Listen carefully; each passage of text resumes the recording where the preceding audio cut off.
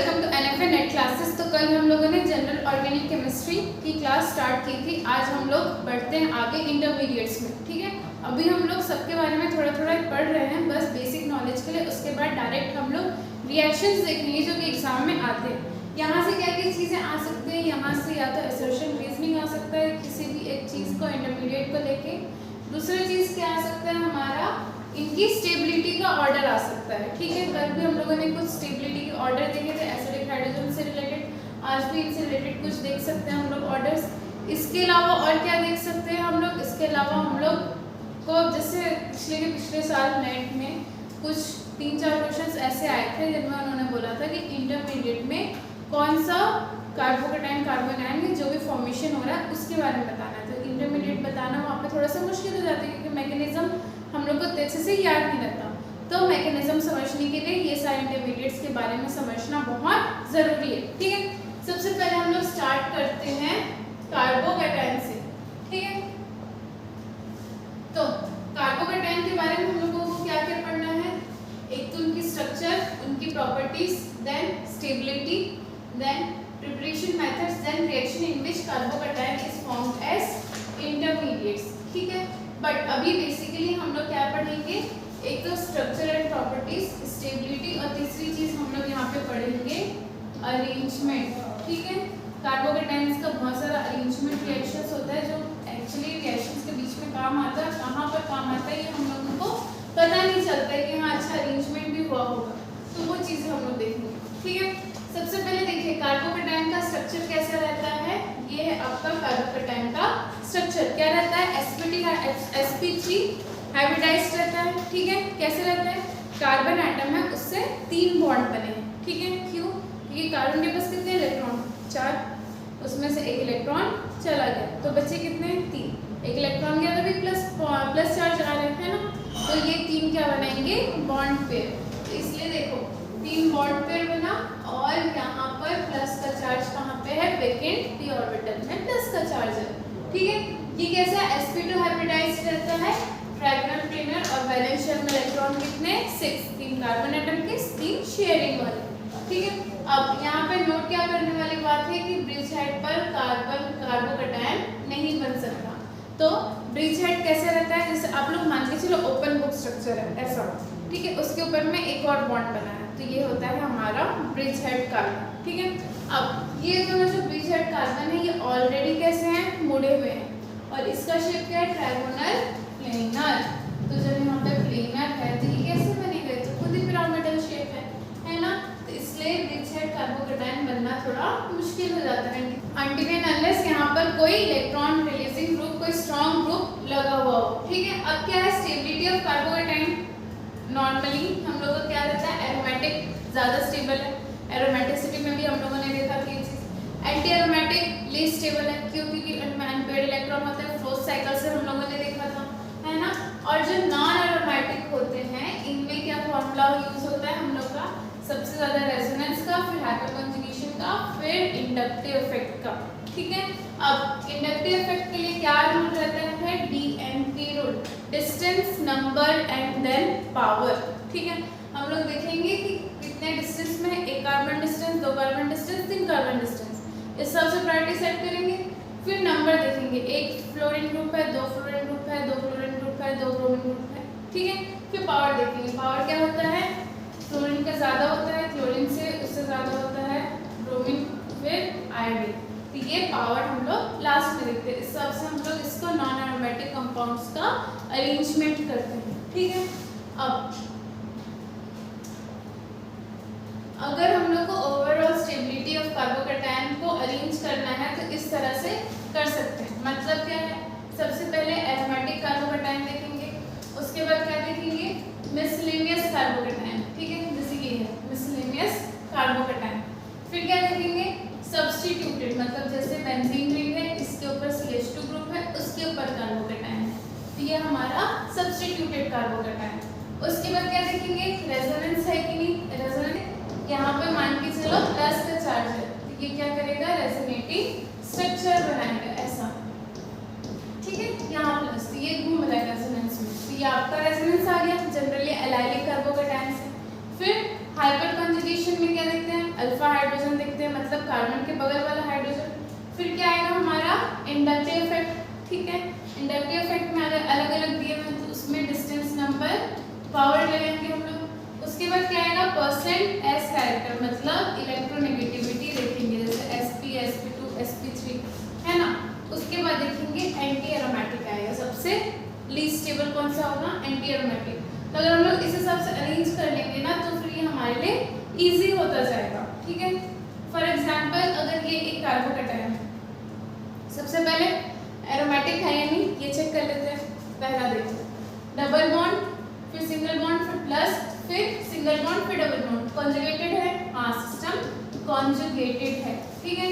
अब ये क्या हो जाएगा, कॉन्जुगेटेड है प्लस कितने इलेक्ट्रॉन है इसमें, 2 पाई इलेक्ट्रॉन। कैसे काउंट करेंगे, क्या था हमारा डबल बॉन्ड के लिए 2 पाई इलेक्ट्रॉन लेंगे हर डबल बॉन्ड के लिए, प्लस चार्ज के लिए 0 लेंगे, माइनस चार्ज के लिए भी 2 पाई इलेक्ट्रॉन लेंगे।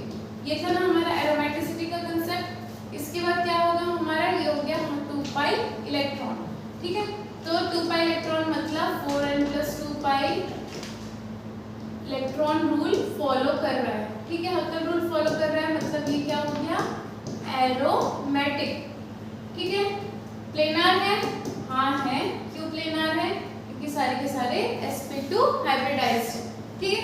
अब ये वाला किस में आ जाएगा, ये वाला अभी हम लोगों ने देखा किस में आया, ये आया है हमारा सब्स्टिट्यूटेड में, है ना। तो ये वाला किस में आ गया, सब्स्टिट्यूटेड कार्बोकैटायन में आ गया, है ना। उसके बाद फिर क्या आ गया, ये देखो ये क्या है हमारा रेजोनेंस में है। इसके बाद कोई डबल ट्रिपल बॉन्ड नहीं है उनको सेटिस्फाई करने के लिए, यहाँ पर ये दोनों साइड से रेजोनेंस में है। तो इसको हम लोग बोलते हैं एलाइलिक ग्रुप। क्यों एलाइलिक ग्रुप, डबल बॉन्ड के बाद एक कार्बन है जिसके ऊपर प्लस का चार्ज है, इधर से भी डबल बॉन्ड के बाद कार्बन है जिसके ऊपर प्लस का चार्ज है। तो क्या हो गया, एलाइलिक प्लस एलाइलिक ग्रुप। और ये वाला क्या हो गया, एलाइलिक ग्रुप, ठीक है। अब लास्ट में ये देखो कितने इलेक्ट्रॉन्स हैं, 2 + 2 कितने, 4 पाई इलेक्ट्रॉन्स। कैसे, 2 पाई बॉन्ड है, 2 × 4 और प्लस का कोई लेंगे ही नहीं हम लोग। अब ये वाला क्या है हमारा मिसलेनियस, है ना। ये वाला कौन सा वाला है, मिसलेनियस कार्बोकैटायन। तो सबसे पहले देखो हम लोगों ने क्या कर लिया, सबको अलग अलग लिख लिया। सबसे पहले एरोमेटिक कौन सा है, पहला वाला। फिर क्या आएगा, मिसलेनियस कौन सा वाला है हमारा, लास्ट। फिर क्या आएगा, सब्स्टिट्यूटेड कौन सा वाला है, सेकंड। फिर क्या आएगा, नॉन एरोमेटिक। नॉन एरोमेटिक में ये भी है और ये भी है, तो कौन सा वाला ज्यादा होगा, जिसके ज्यादा रेजोनेंस स्ट्रक्चर। अभी इधर भी घूम सकता है, इधर भी घूम सकता है, इसको ढूंढ पाना मुश्किल है, बट ये एक ही साइड घूम सकता है। तो इसलिए 4, फिर 3 और सबसे लास्ट में 5th वाला। क्यों, क्योंकि ये वाला हमारा एंटी एरोमेटिक है। तो ये आ गया हमारा एंटी एरोमेटिक में, ये आ गया हमारा नॉन एरोमेटिक में, और ये वाला आ गया हमारा एरोमेटिक में, ठीक है। तो ये हो गया हमारा अरेंजमेंट। अब कुछ और देख लेते हैं, क्या देखेंगे, CH3 CH2 with a positive charge, CH2 के साथ क्या लगा है, NO2 with a positive charge.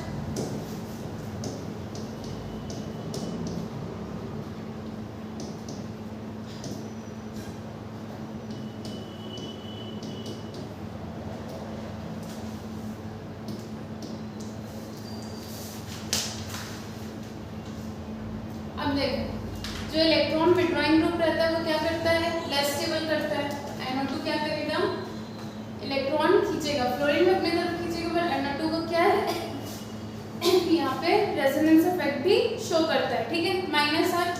तो यहाँ पे सेकंड जो होगा सबसे कम स्टेबल होगा, उससे कम स्टेबल कौन सा, थर्ड वाला, और सबसे ज्यादा स्टेबल कौन सा वाला होगा, फर्स्ट वाला। ऐसे हम लोग देखेंगे, ठीक है। ये हो गया हमारा एग्जाम्पल नंबर 2।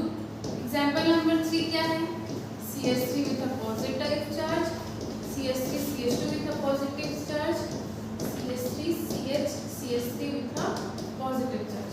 अब यहाँ पर हम लोग ये भी बोल सकते हैं कि दूसरा हम लोग क्या बोल सकते हैं, यहाँ पे अल्फा हाइड्रोजन कितने 0, यहाँ पर कितने, इसके बगल वाला कार्बन अल्फा, यहाँ तो इसके बगल में कोई कार्बन ही नहीं है, तो ये वाला 3, अब इसमें 2 अल्फा कार्बन है, तो इसके 3, तो अल्फा हाइड्रोजन कितने हो गए 6। तो यहाँ से यहाँ जाने पर क्या है, अल्फा हाइड्रोजन का नंबर इंक्रीज कर रहा है, इसीलिए हम लोग बोलेंगे स्टेबिलिटी इंक्रीज कर रहा है। ठीक है, ये चीज हम लोग को और किस में काम आ सकता है, जैसे ये प्लस का चार्ज, ठीक है, यहाँ पे प्लस है और यहाँ पर CH3, ठीक है।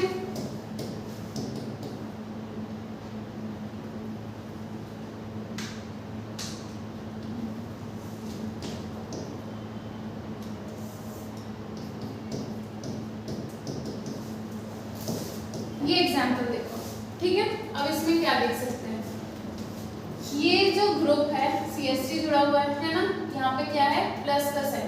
पहली बात तो ये टर्शियरी है, दूसरी बात क्या है, अल्फा हाइड्रोजन कैसे काउंट करेंगे हम लोग, यहाँ पे अल्फा हाइड्रोजन इसके बगल वाला कार्बन, यहाँ पे बगल वाला, यहाँ पे बगल वाला, तो इसमें 2 हाइड्रोजन कैसे 2 बॉन्ड बना है, 2 और बनाएगा 4 बनाता है हमेशा, यहाँ पर भी 2, तो ये 2 2 4 हो गया, और ये वाले 3 मतलब 7। यहाँ पे देखो अल्फा हाइड्रोजन कितने हैं 1 2, और ये क्या है तीसरा, यहाँ पे कितना है, ठीक है।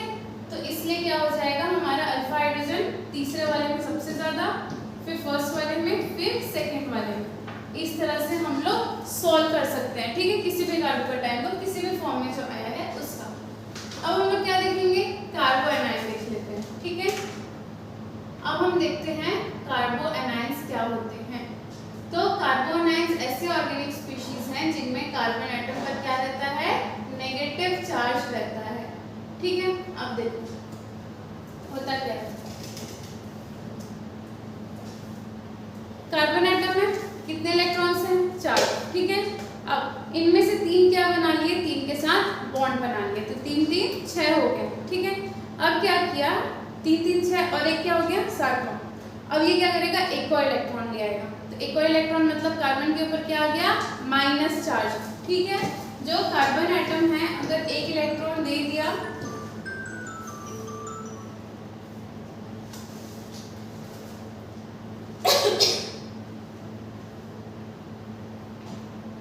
कार्बन एटम अगर एक इलेक्ट्रॉन दे दिया तो प्लस बनता है, कार्बन एटम अगर एक इलेक्ट्रॉन एक्सेप्ट कर रहा है तो उस पे माइनस का चार्ज आ जाता है, ठीक है।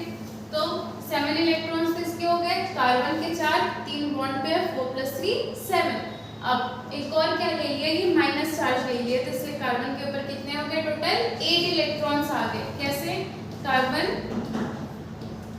ऐसे बनाएगा, तो इसके पास 2 इलेक्ट्रॉन इस हाइड्रोजन से, ये 2 इलेक्ट्रॉन इस हाइड्रोजन से, ये 2 इलेक्ट्रॉन इस हाइड्रोजन से, इसके बाद क्या आ गया, एक लोन पेयर ऑफ इलेक्ट्रॉन आ गया, इसलिए क्या हो गया माइनस का चार्ज, ठीक है। अब ये क्या है, 8 इलेक्ट्रॉन स्पीशीज है, ऐसे मैं बता दी। इसमें क्या है, 3 बॉन्ड पेयर है और एक नॉन बॉन्डिंग पेयर है, तो इसको हम लोग क्या बोलेंगे, 2 नॉन बॉन्डिंग इलेक्ट्रॉन है, 3 बॉन्ड पेयर है जिसके 6 बॉन्डिंग इलेक्ट्रॉन्स है, ठीक है। अब ये कैसे बनता है, हेटेरोसाइक्लिक बॉन्ड क्लीवेज से बनता है, ठीक है। तो जो बॉन्ड क्लीवेज होता है मतलब बॉन्ड का टूटना,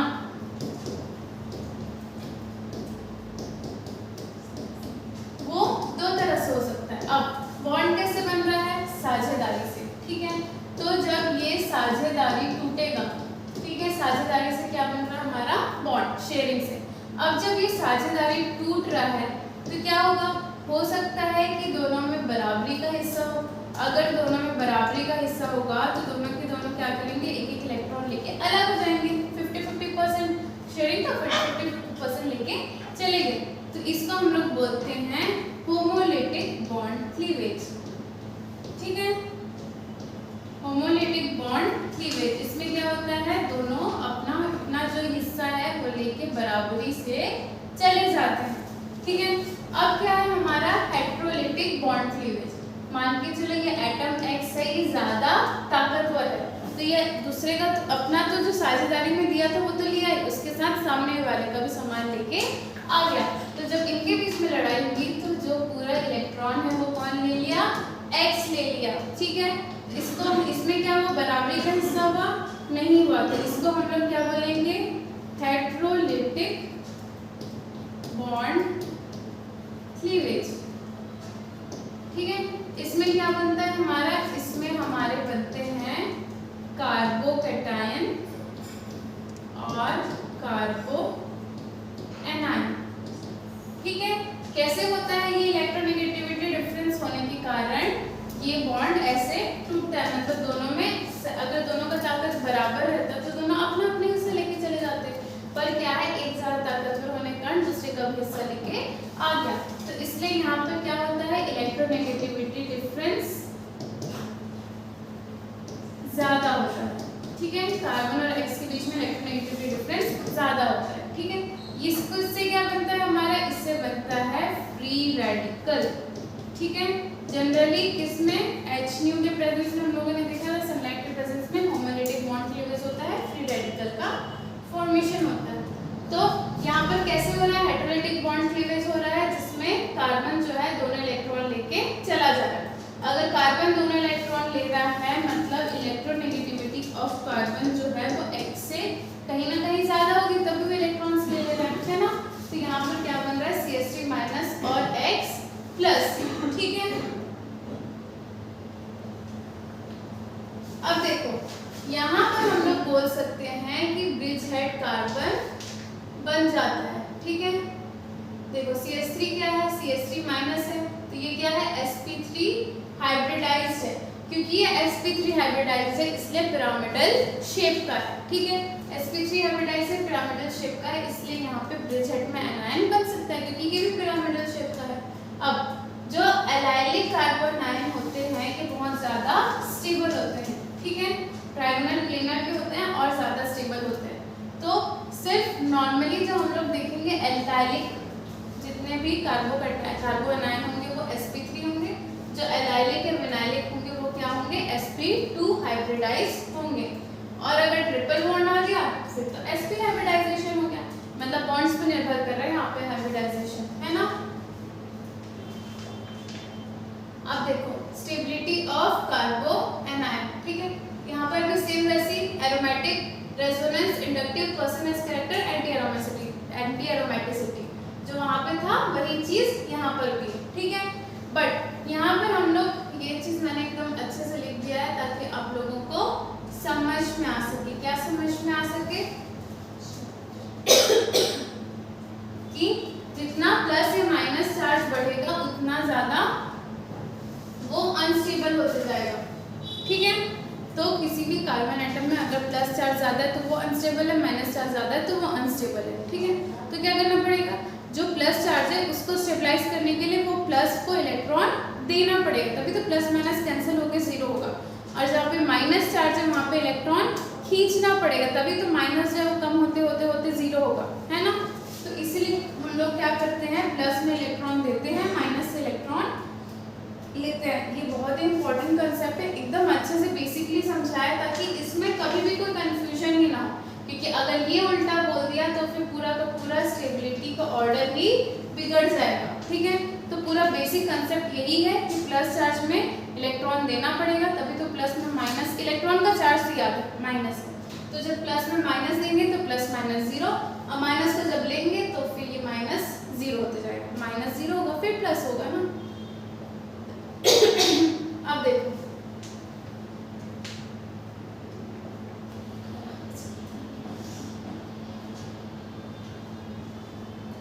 देखो यहाँ पर मैंने हाइपर कॉन्जुगेशन नहीं लिखा है, क्यों नहीं लिखा है, क्योंकि हाइपर कॉन्जुगेशन जो होता है वो थोड़ा सा यहाँ पे समझना पड़ेगा, ठीक है।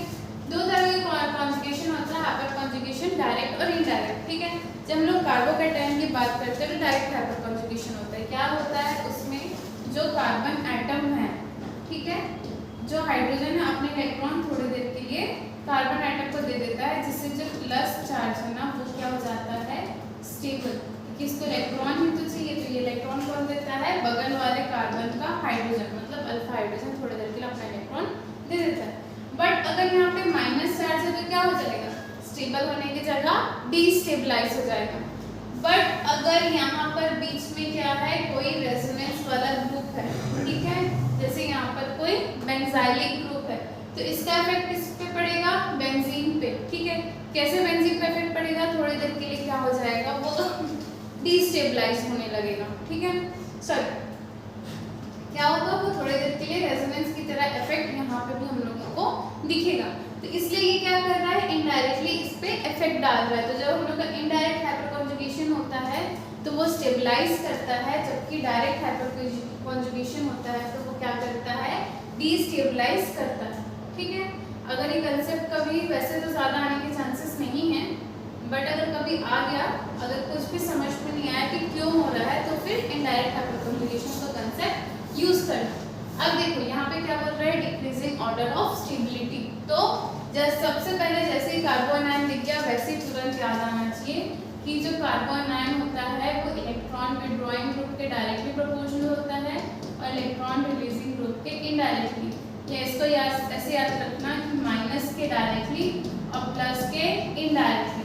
वैसे कार्बोकेटायन क्या होगा, प्लस के डायरेक्टली और माइनस वाले के इनडायरेक्टली, ठीक है। जैसे भी आपको याद करना, बस कंफ्यूज मत होना। अब ये चीज तो हम लोगों को याद आ गया है ना। तो सबसे पहला ऑप्शन में देखो क्या दिया हुआ है, सारे के सारे इंडक्टिव इफेक्ट वाले दिए हुए हैं, ठीक है। तो इसका इंडक्टिव इफेक्ट ज्यादा लगेगा, इसका उससे कम लगेगा, और इसमें तो है ही नहीं। तो जो इलेक्ट्रॉन रिलीजिंग ग्रुप है वो इलेक्ट्रॉन माइनस चार्ज का है, उसमें और क्या दे रहे हैं, और इलेक्ट्रॉन दे रहे हैं, तो ये क्या हो जाएगा, डिस्टेबलाइज। तो 2 ग्रेटर देन 3, सॉरी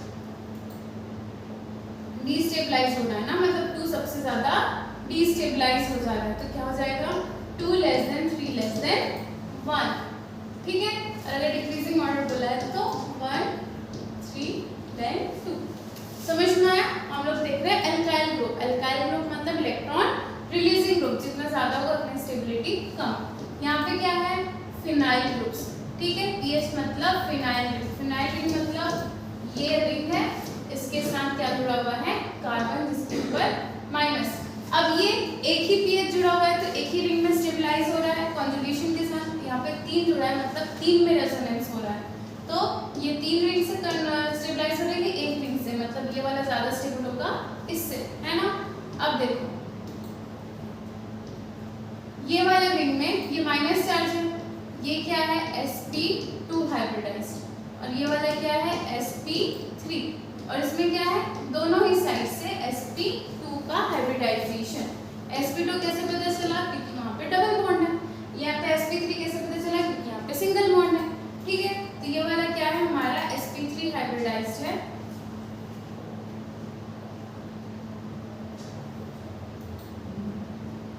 ये वाला sp3 हाइब्रिडाइज्ड है, और ये sp2 हाइब्रिडाइज्ड है।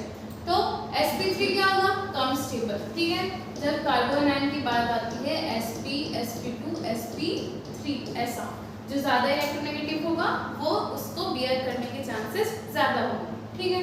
अब देखो ये हो गया, इसका मतलब इसका ज्यादा होगा, सेकंड का ज्यादा होगा फर्स्ट से, ठीक है। अब यहाँ पर इधर से इधर जाने पर क्या हो रहा है, साइज ऑफ रिंग डिक्रीज हो रहा है। साइज ऑफ रिंग डिक्रीज हो रहा है मतलब इलेक्ट्रोनेगेटिविटी इंक्रीज।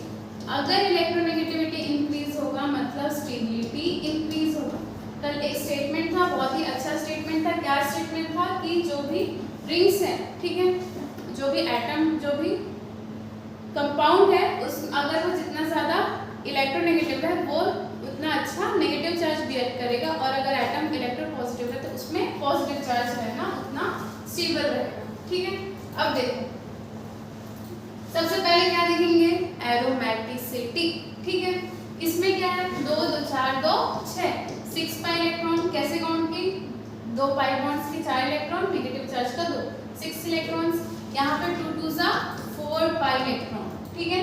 अब यहाँ पर क्या है, ये कॉन्जुगेशन है एक साइड से, और ये यहाँ पर क्या है, दोनों साइड से कॉन्जुगेशन है, ये एलाइलिक और ये एलाइलिक प्लस एलाइलिक।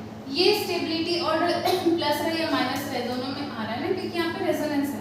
तो सबसे पहले एरोमेटिक किसका, 1 का, फिर क्या आएगा सबसे लास्ट में एंटी एरोमेटिक मतलब 2, बीच में कौन सा आएगा, ये ज्यादा स्टेबल क्योंकि ज्यादा रेजोनेंस स्ट्रक्चर है, तो पहले 4 फिर 3। नोट करके लिखना है तो लिख लो, जितना ज़्यादा रेजोनेटिंग स्ट्रक्चर्स उतनी ज़्यादा कंपाउंड की स्टेबिलिटी, चाहे कार्बोकैटायन हो, चाहे कार्बोनाइन हो, चाहे फ्री रेडिकल हो। ठीक है। अब CH3 CH2 माइनस, CH2 में क्या है, फ्लोरीन है। ठीक है, फ्लोरीन क्या करता है, इलेक्ट्रॉन विड्रॉ करता है ना, और यहाँ पर भी इलेक्ट्रॉन विड्रॉइंग होता है। यहाँ पे डायरेक्ट लगा हुआ है, वहाँ पे दूर में लगा हुआ है। डिस्टेंस देखेंगे, फिर नंबर देखेंगे, फिर पावर। नंबर तो एक ही है, फ्लोरीन दोनों में ही है, तो डिस्टेंस देखेंगे, डिस्टेंस वो पास है कि दूर है, तो इसका 3 का ज़्यादा, फिर 2 का, फिर 1 का। अगर एक जगह फ्लोरीन रहता और एक जगह क्लोरीन रहता तो भी हम लोग का सेम ऑर्डर रहता। क्यों? क्योंकि पहले डिस्टेंस देखेंगे, फिर नंबर देखेंगे, फिर पावर। ठीक है, DNP रूल बहुत इंपॉर्टेंट रूल है, याद रखिएगा। अब यही मैं आपको बता रही थी, sp हाइब्रिडाइज्ड का ज़्यादा, फिर sp2 का, फिर sp3 का। क्यों? क्योंकि sp में क्या है, पर्सन एस कैरेक्टर ज़्यादा है। अगर ये चीज़ नहीं समझ में आ रही तो ये मैंने इनऑर्गेनिक केमिस्ट्री का जब मैं पढ़ा रही थी एकदम बेसिक स्टार्टिंग में, वहाँ पे बताया था। ठीक है।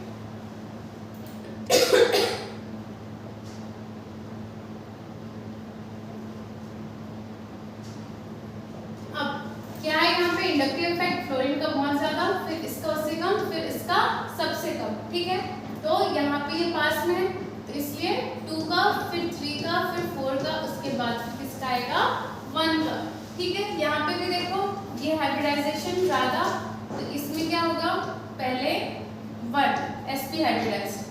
अब ये क्या है, sp3 हाइब्रिडाइजेशन, बट क्या है, ये वाली स्टेबिलिटी एनालिक से आ जाएगी, है ना, तो ये ज्यादा स्टेबल होगा, फिर 3 वाला होगा। ठीक है, एनालिक ज्यादा स्टेबल होता है फिनाइलिक से, क्योंकि वहाँ पे रेजोनेंस है। ठीक है, अब क्योंकि पर्सन एस कैरेक्टर लास्ट में था, रेजोनेंस पहले था, है ना। नेक्स्ट क्या है, CF3 CH2 minus, CH3 CH2 minus, CCl3 CH2 minus. ठीक है, और CBr3 CH2 माइनस। अब ये वाले में जब हम लोग देखेंगे तो सबसे ज्यादा पावर किसका, फ्लोरीन का, फिर किसका, क्लोरीन का, फिर किसका, ब्रोमीन का, उसके बाद फिर जो नॉर्मल वाला CH3 है ये देखेंगे। ठीक है,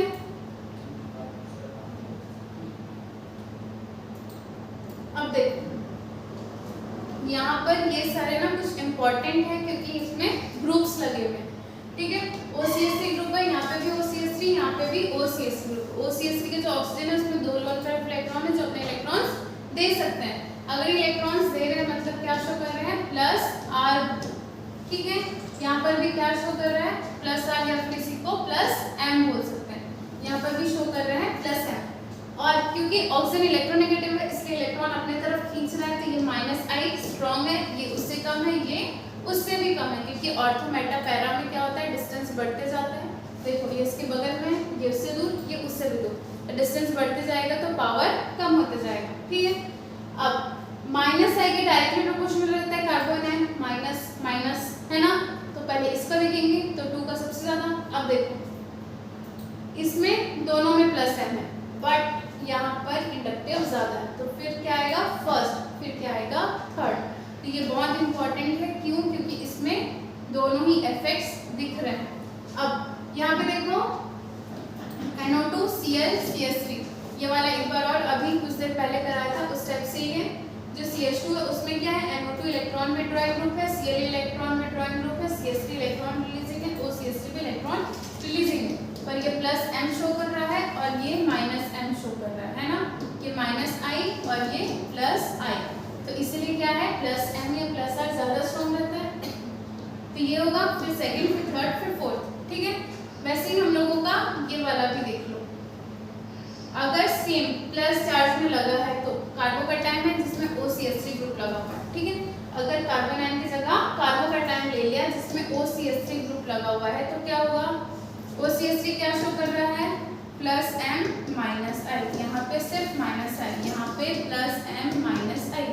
अब +M मतलब प्लस ज्यादा स्टेबलाइज करेगा, तो ये वाला स्टेबल होगा, थर्ड वाला भी स्टेबल। -I इसको बहुत कम कर देगा, इसको थोड़ा कम, तो थर्ड, फिर फर्स्ट, फिर सेकंड। कार्बोकैटायन का जस्ट अपोजिट कार्बोएनायन होता है। ठीक है, तो ये हमारे क्या आ गए, स्टेबिलिटी ऑर्डर्स आ गए। अब हमारे 2-3 और इंटरमीडिएट्स बचे हैं, फ्री रेडिकल बचा हुआ है। ठीक है, कार्बन, नाइट्रोजन बचा हुआ है, बेंजाइन बचा हुआ है। अब इतना कंप्लीट करने के बाद हम लोग को एक और टॉपिक बचा हुआ है कार्बोकेटाइंस का रीअरेंजमेंट। उसके बाद इंटरमीडिएट्स खत्म करके हम लोग क्या करेंगे, बस एक टेबुलर फॉर्म बनाते जाएंगे, उसमें सारे के सारे रिएक्शंस लिखते जाएंगे, रिएजेंट्स लिखते जाएंगे, ताकि रिएजेंट्स से हम लोगों को रिएक्शन याद रहे। उसके बाद जब एक बार रिएजेंट्स और रिएक्शंस कंप्लीट हो जाएंगे ना, उसके बाद हम लोग देखते जाएंगे कि इसमें क्या क्या मैकेनिज्म है, वो चीज़ हम लोग रिमार्क वाले पोर्शन में करते जाएंगे, ठीक है। या फिर हर एक मैकेनिज्म के नीचे भी हम लोग ऐसे बना सकते हैं, जैसा भी कंफर्टेबल हो, कि हम लोग को एट लास्ट क्या याद रखना है। ये तो मैकेनिज्म के लिए जीओसी थोड़ा सा इंपॉर्टेंट था, वो देख लिया, स्टेबिलिटी देख लिया। अब क्या इंपॉर्टेंट है, रिएजेंट्स याद करना ज़्यादा इंपॉर्टेंट है, ठीक है। तो आज के लिए बस इतना ही। Thank you so much.